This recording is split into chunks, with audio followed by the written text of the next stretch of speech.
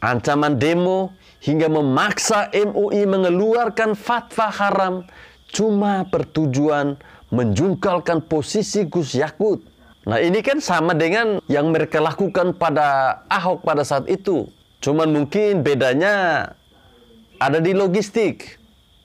Kalau Ahok dulu kita tahu sendiri logistiknya sangat wow. Kalau sekarang dia menyusut drastis. Sehingga jumlah yang demo ya hanya untuk geli-geli saja. Cobalah kalian para kadrun jujur dalam hati kalian. Apakah pernyataan Gus Yakut ini termasuk penistaan agama? Apakah kalian para kadrun ini tidak pernah belajar bahasa Indonesia waktu sekolah? Ya, mereka ini satu frekuensi. Coba kalau orang lain yang buat, yang sholatnya salah. Mereka bahkan demonya berjilid-jilid. Menuntut bahwa ini adalah penistaan agama. Menuntut MUI untuk mengeluarkan fatwa. Bahwa yang melakukan sholat salah ini adalah penistaan agama.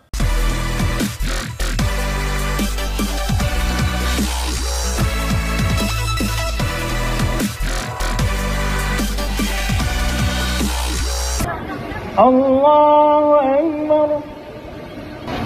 Allahu Akbar.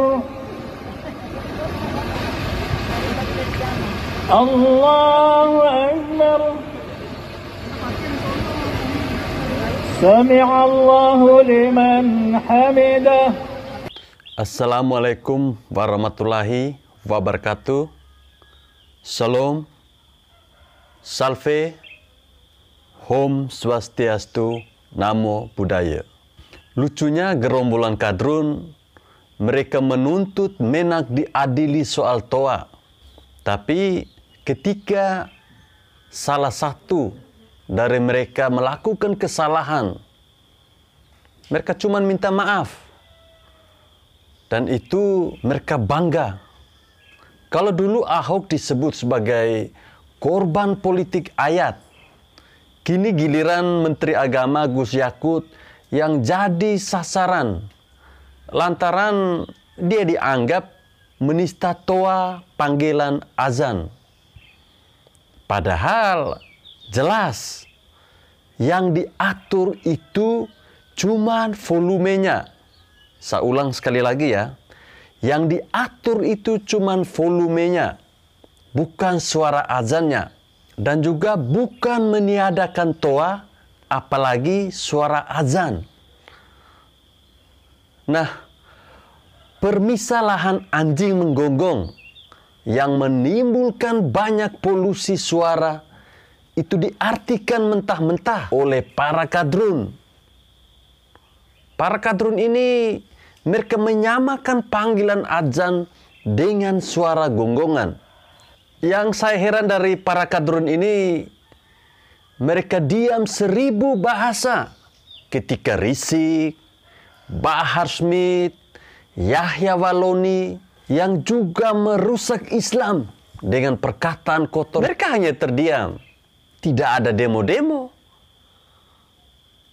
Padahal kita tahu ceramah dan dakwah itu sendiri lebih sakral ketimbang aturan volume TOA yang mereka plesetkan jadi penistaan agama. Coba kalau yang jadi Menak ini orang dari PKS, pasti hal-hal yang semacam itu tidak mungkin mereka ributkan. Nah, masalahnya ini Gus Yakut ini adalah pemimpin besar dari Banser. Nah, kita tahu sendiri bahwa Banser ini adalah salah satu musuh utama dari geng 212 atau gengnya para kadrun. Kita kenal kalau Banser NUI ini sangat kontra radikalisme dan kerap berseberangan dengan ex-HTI, FPI, dan sejenisnya. Banser ini bisa disebut juga sebagai ormas terdepan dalam menjaga kebinekaan dan toleransi antar umat beragama.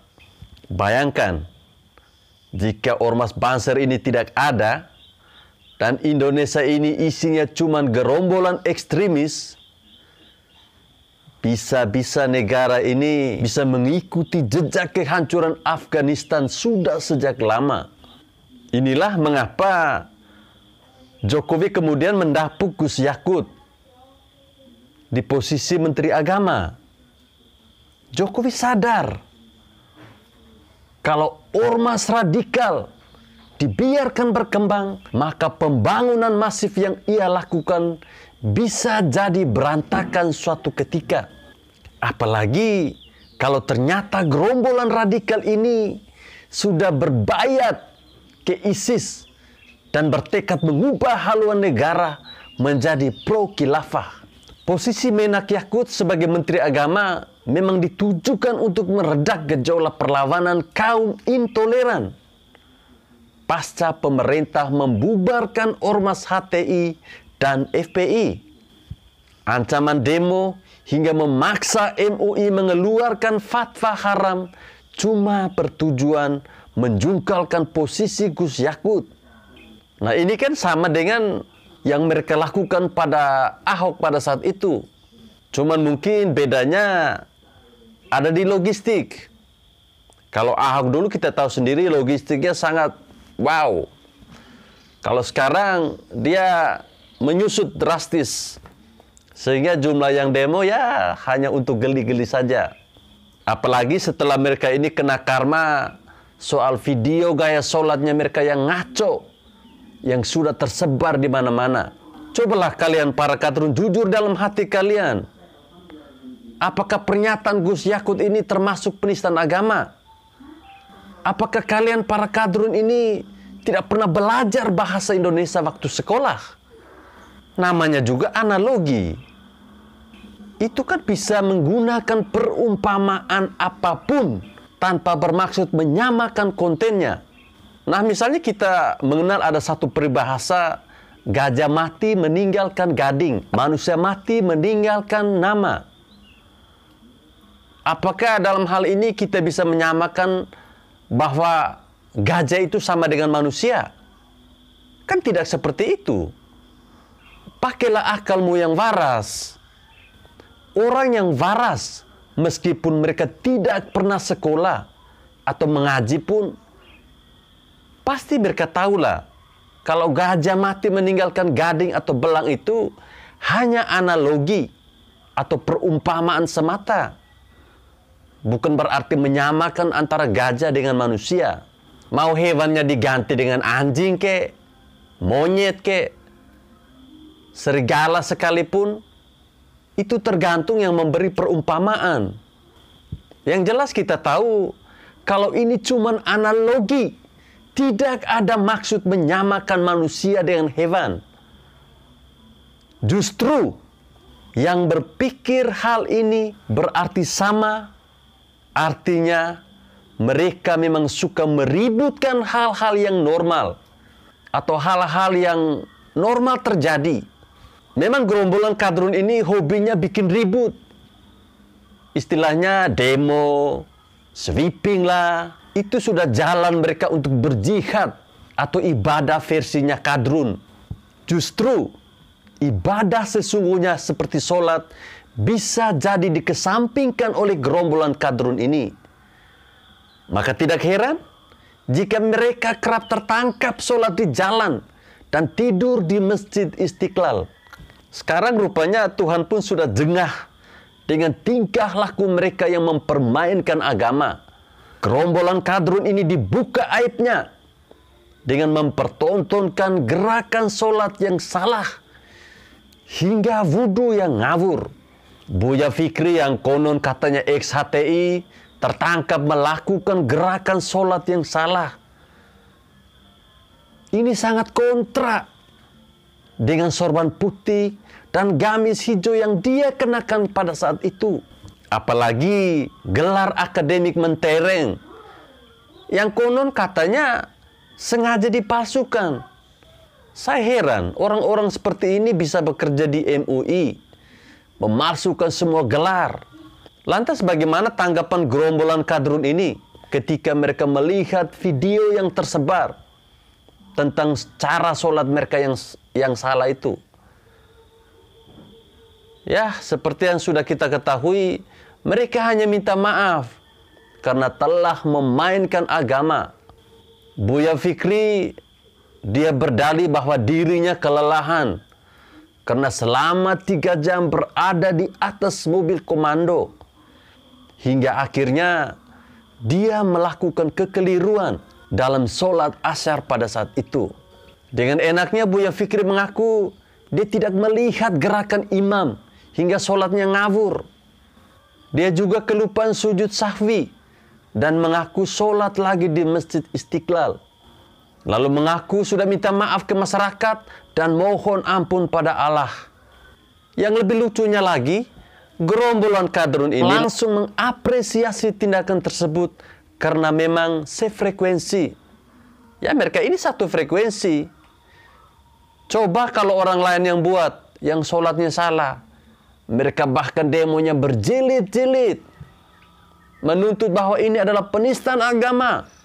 Menuntut MUI untuk mengeluarkan fatwa bahwa yang melakukan sholat salah ini adalah penistaan agama.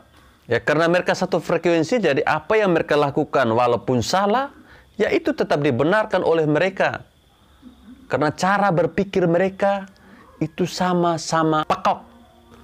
Dan yang lebih lucunya lagi, ketika Buya Fikri katanya sudah meminta maaf, dan ini dijadikan oleh novel Ompong Mukin untuk menyerang kembali Menteri Agama Gus Yakut. Kata novel, Buya Fikri lebih baik karena mau meminta maaf. Tidak seperti Menak Gus Yakut yang sombong dengan enggan meminta maaf dan malah memprovokasi Banser. Saya mau tanya kepada Anda, novel Bamukmin ini. Dulu ketika Ahok, yang menurut Anda adalah menista agama, kan sudah minta maaf. Lalu kenapa Anda masih berdemo atau demo berjilid-jilid? Apakah karena saat itu Anda kelaparan sehingga nasi bungkus adalah satu-satunya jalan bagi Anda untuk mengisi kekosongan ruang tengah Anda? Memang gerombolan kadrun ini sudah konslet otaknya. Mereka yang mempermainkan agama malah dengan bangga mengadili orang lain. Seolah-olah mereka ini paling suci. Seolah-olah mereka ini paling tahu bahwa ini salah, itu salah. Yang benar cuma mereka sendiri, kadrun sendiri. Lantas apakah kalau Gus Yakut meminta maaf, masalahnya selesai? Dulu kan Ahok juga seperti itu, meminta maaf dan memberi klarifikasi. Tapi kan proses hukum tetap berjalan dan diteruskan. Sampai Ahok akhirnya dipenjara selama 2 tahun. Nah, berkaca dari kasus Ahok dulu, memang sebaiknya Menteri Agama Gus Yakut tidak usah minta maaf. Lagi pula tidak salah kok. Dengan aturan TOA, kenapa harus minta maaf? Negara Islam seperti Arab Saudi dan Mesir sudah mengatur duluan. Justru gerombolan 212 atau gerombolan kadru ini sekali-sekali perlu diajak untuk membaca buku atau menonton berita dan membuka wawasan global agar tidak terjebak dengan pemikiran-pemikiran sempit dan suka mengkafir-kafirkan orang lain. Semoga saja mereka yang menuntut Menteri Agama untuk diadili mendapatkan karmanya sendiri, yaitu akan diadili juga. Kita belajar dari sumpahnya Ahok bahwa satu persatu musuhnya dipermalukan. Dan ini fakta dan nyata. Sekarang mereka sepertinya akan mendapat dobel karma karena telah menista Menteri Agama.